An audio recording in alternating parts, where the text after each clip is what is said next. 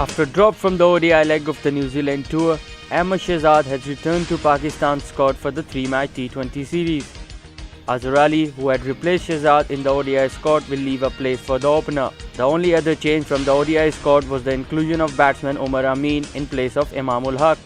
Shehzad's recent form helped him well for return in national side as he scored 403 runs in 7 innings in the ongoing domestic One-Day Cup.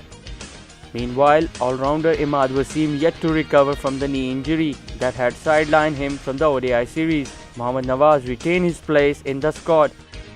Pakistan are 2 games down into a 5-match ODI series. The first of the 3 T20s will be played on January 22nd at the West Park Stadium in Wellington. Victorian batsman Cameron White has earned a shock recall to Australia's ODI squad for the ODI series against England starting this Sunday. White hasn't played ODI cricket for almost 3 years but has earned a late call-up, replacing injured Chris Lynn. The 34 years old has been one of the better performed players in the domestic One-Day Cup in recent years, and his strong form for the Melbourne Renegades in the KFC Big Bash convinced selectors to give him another go at the top level. England excluded under-fire Ashes batsmen Mark Stoneman and James Vince and unused reserve batsman Gary Ballance from their squad to face New Zealand. Ben Stokes has again been named in an England squad while his playing future remains unsure, as the investigation into his alleged involvement in a Bristol Street brawl remains ongoing.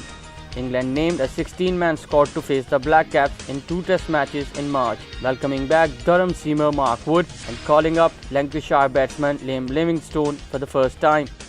Gary Ballance, Jake Ball and Tom Curran have all been excluded from the squad after a 4-0 defeat in the Ashes series. The cricket's governing bodies must move quickly to close the wage gap in the international game or risk a massive evacuation to domestic T20 leagues. Following its annual meeting held in Sydney on Tuesday and Wednesday, the committee used the contrasting examples of Bangladesh all-rounder Shakib Al Hasan and the England wicketkeeper Johnny Bairstow to highlight the vast inconsistencies in player wages around the world.